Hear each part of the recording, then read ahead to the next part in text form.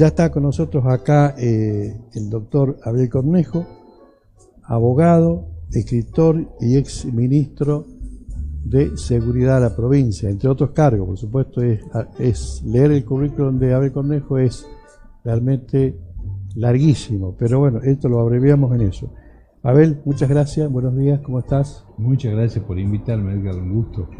Bueno, nuevamente acá en la columna y por supuesto para hacer el anuncio de este libro que se va a presentar el próximo miércoles acá en el Mercado Artesanal.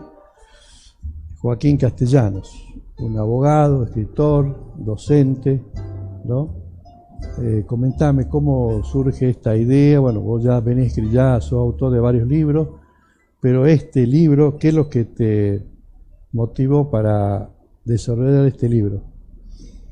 Joaquín Castellanos es una de las figuras olvidadas que tiene Salta. Es el precursor de los derechos sociales, uno de los primeros políticos argentinos que postula el voto de la mujer.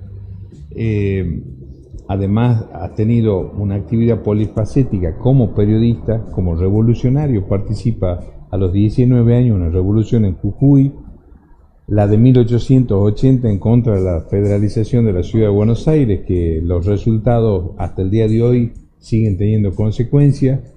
La de 1890, encabezada por Leandro Alem, que es la que buscaba lo que después se va a lograr con la ley Sáenz Peña. Esa es la Revolución del Parque, exactamente. Es el primer gobernador salteño elegido de manera casi plebiscitaria por la ley Sáenz Peña. Y en cuanto a la obra literaria, el Senado de la Nación en 2001 publicó un extenso volumen con toda su obra literaria, que es muy vasta. Entonces faltaba ver lo que fue la personalidad política y sus luchas, ¿no? Muy adecuado para los tiempos presentes, una persona que va a oponerse a los latifundios, a que el agua no sea un privilegio sino un derecho. Seguimos con problemas del agua, pero la ley del riego hace 100 años fue precursora, precursor de la construcción del Guaitiquina, de la extensión del tren que se había empezado a construir entre Salta y Barranquera. Chaco todavía era el impenetrable en aquel momento. Es quien va a reivindicar oficialmente la figura de Martín Miguel de Güemes, creador de la Escuela de Manualidades de Salta, es decir, que es un adelantado en cuanto a la importancia de las artes y oficios, y sobre todo con una gran impronta en materia de educación y salud pública, ¿no? Dos temas que en este momento están en el caldero, por así decirlo. Él es un férreo defensor de la educación y de la salud pública. Además de crear el Departamento del Trabajo en Salta, crea el viejo Departamento de Higiene. Y fíjate vos lo que son las cosas, que él va a ser el impulsor de la creación del Hospital de Orán, que recién se va a construir en 1980, de San Vicente de Paul, lo que tardamos a veces en asimilar. Lo que escuchaba atentamente tu editorial con el tema de los derechos sociales conquistados, y que ahora se critica una palabra como si fuese maldita, que es la justicia social. Entonces, en ese tema, uniendo la historia con la realidad, a mí me parece que si no estamos de acuerdo con la salud o la educación pública, en todo caso será un problema de gestión del Estado. Entonces, discutamos distintos modelos de gestión, que eso es otra cosa. Ahora, la supresión de la educación pública, yo siempre me acuerdo que en Chile, Camila Vallejo metió 500.000 personas pidiendo tener una educación como la Argentina, no hace tantos años. Una dirigente estudiantil que tenía en ese momento 22 años, ¿no? Todos los premios Nobel argentinos son egresados de la educación pública, y bueno, nosotros tenemos esa impronta y además ese deber cívico, y además en algunas cosas también, yo sé que va a sonar muy fuerte esta palabra, de no ser apátrida, porque en una campaña electoral yo estoy de acuerdo que se pueda con la mayor libertad decir absolutamente todo lo que no ponga en riesgo ni la paz social, ni los intereses superiores del pueblo argentino. Porque si una campaña electoral uno dice, antes de las elecciones va a explotar la economía, antes de las elecciones puede haber una bomba que el nuevo presidente no va a poder desarmar, y mucho más si el presidente es oficialista. Bueno, eso, cumpliendo 40 años de democracia, son postulados fascistoides, digamos, pero que además no es que está perjudicando al adversario, al que está perjudicando es al pueblo argentino en su conjunto. ¿Eso no es apología de la violencia? Eso es cualquier cosa menos ser democrático. Claro. ¿Y por qué yo digo ser apatria? Porque si uno quiere este país, hay que acordarse de qué es lo que primero dice el preámbulo de la Constitución Nacional, que dice constituir la Unión Nacional. La Unión Nacional no es la uniformidad. Claro. Nosotros podemos pensar diferente. Sin embargo, las democracias que funcionan, podemos pensar diferente, pero en algún punto podemos llegar a acuerdos de gobernabilidad, como pasó en España, como pasó en el mismo Chile. Sin embargo, esos acuerdos no nos desmerece éticamente. Eso es lo que la gente está esperando. Claro. La gente, yo creo que está harta de los insultos, de las descalificaciones, los agravios, porque yo creo que la inflación no se baja insultando, ¿no? La inflación, cuidado con el tema ahí, porque cuando tiene determinadas características, el tema de que haya acuerdos políticos baja las tensiones, genera determinados alivios y permite que efectivamente la inflación baje. O sea que los acuerdos políticos sí impactan en la economía. Y todo el mundo sabe también que las crisis económicas en realidad son crisis políticas. Exactamente. Entonces, no un país que le costó tanto llegar a la democracia, que hubo tanta muerte, tanto desencuentro previamente al 30 de octubre del 83, bueno, son valores conquistados por todo el pueblo argentino que nos obligan a actuar de otra manera, con mucho más grandeza por otra parte. Y para no extenderme mucho, una cosa que, en base a lo que te estaba escuchando también en tu editorial, las recetas neoliberales en ninguna parte del mundo hoy funcionan ya, ¿no? Ni en los Estados Unidos. Trump, que es un representante de un conservadurismo ultramontano, en su campaña electoral para llegar a la presidencia de los Estados Unidos, ¿qué exalta Trump? Todos los valores nacionales y la industria norteamericana. No va hacia un modelo neoliberal. Ojo con eso, ¿no?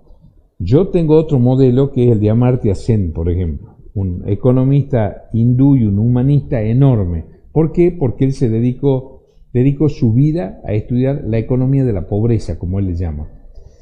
Pero si miramos a la India, que es uno de los 2 países más poblados del mundo, donde está casi igualándose a la China en cualquier momento, bueno, la economía hindú, que es un gigante, es un subcontinente dentro de Asia, no está avanzando con modelos neoliberales, avanza con modelos solidarios, con responsabilidad social, con cooperativismo, con una complementación, con tantas asimetrías como tiene un país como la India, que son países para mirar, sobre todo países como este que están prácticamente despoblados, en consideración al territorio, y con un potencial económico infinito como tiene la Argentina. Claro, y en el caso de la India, por ejemplo, un país que ha sido colonizado por Inglaterra, ¿no? Absolutamente. Ha sido una colonia inglesa. Y saqueado. Saqueado, entonces hasta que y con una serie de problemas que otros países a lo mejor no tienen.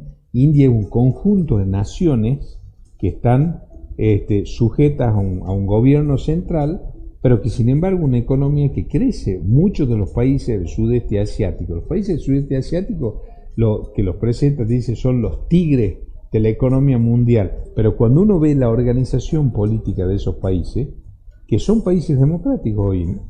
Pero ese modelo neoliberal yo siempre lo relaciono con una concentración de riqueza en un determinado sector, con una exclusión de la gran mayoría, y ciertamente que no va a tener inflación. Pero ¿y qué pasa con el resto del país?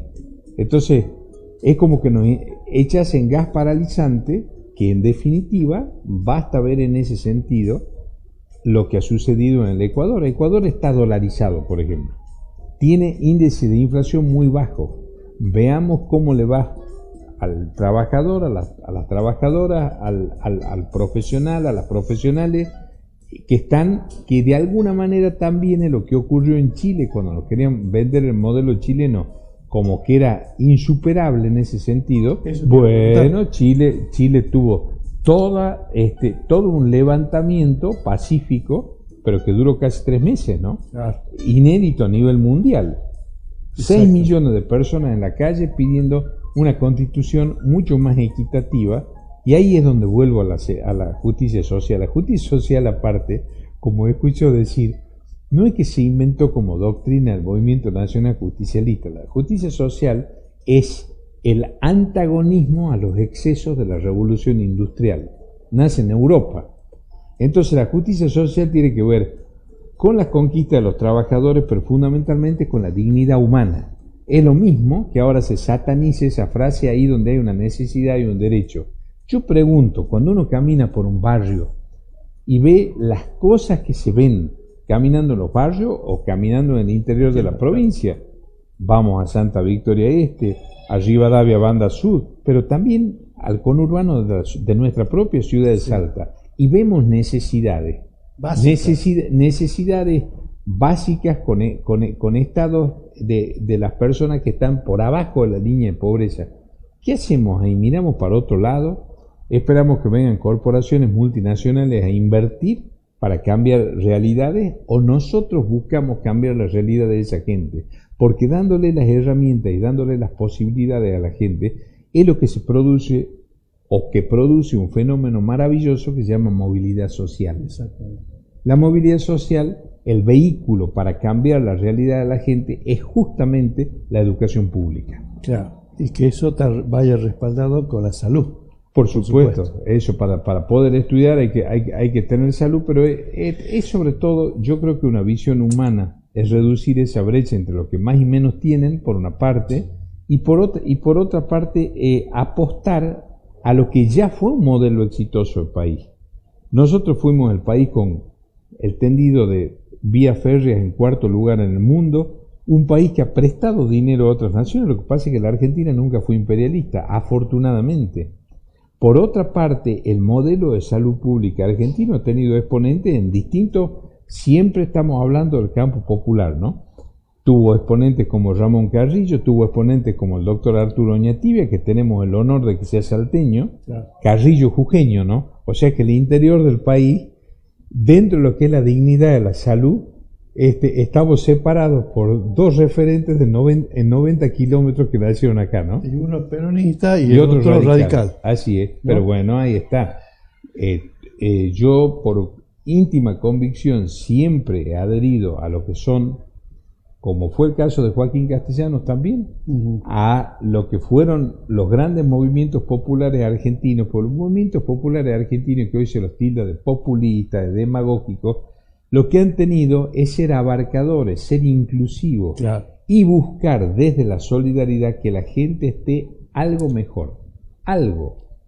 Entonces, eso no nos puede ser indiferente a nosotros. En función de lo que acabas de exponer, yo ya deduzco por quién vas a votar el 19. A mí siempre es fácil adivinarme por quién voy a votar, porque tengo 60 años, entonces debe ser 61 que pienso conmigo. Muy bien. Bien, Abel, un poco para allá, para concluir y referirnos ya a la figura, perfil de Joaquín Castellanos. Este libro va a ser presentado el próximo miércoles. Este libro va a ser presentado el próximo miércoles, menos por el autor, ¿no? Sí. Yo creo que este libro es una oportunidad justamente que de distintas voces. Ahí tenemos la imagen. Ahí está. La imagen exactamente. Del libro, que no lo tenemos acá, pero el miércoles lo vamos a poder ese reclamo ya va a ser satisfecho. Hay una necesidad, tiene que venir el derecho, digamos. Está bien. Ahí tiene que venir. Bien, ahí tenemos la imagen de Joaquín Castellanos. En ese libro lo que estamos buscando es que hayan personas que se han interesado en la vida de Joaquín Castellano. Entonces ahí está el licenciado José González Romano, que es un especialista en Joaquín Castellano, la licenciada Natalia Rivero, que también, ella se interesó por la vida de Castellano, la profesora Inés Sadro, desde el punto de vista histórico, y Gregorio Caro Figueroa, que siempre me ayudó en mis distintas aventuras literarias. Él tiene esa biblioteca extraordinaria en Cerrillo, llena de documentación. Es el otro que va a presentar también, porque además él ha seguido, yo siempre digo que él debería haber escrito sobre Joaquín Castellano, no yo, pero él siempre ha seguido muy atentamente toda la vida de Joaquín Castellano y esa época, ¿no?, de la Argentina, que es tan rica en idealismo y en conquistas sociales también, ¿cómo no? Muy bien, vamos a estar presentes entonces el próximo Va a ser un miércoles honor. a las 19 horas en el mercado artesanal. patio central del mercado artesanal. Esperemos que haya buen tiempo, que no... Bueno, si no nos meteremos adentro, que ahí está reacondicionado. Pero, así que bueno, muchas gracias por la invitación. Al contrario, muchas gracias por invitarme acá. Vamos a, por supuesto, en el próximo programa vamos a pasar imágenes del acto de presentación para que vean que efectivamente se realizó el acto, a pesar de todos los avatares, los pronósticos adversos. Bueno, muchas gracias, Abel. Muchas gracias por invitarme. Bien, vamos a ir a una pausa, señor director, y luego seguimos acá en la columna NOA.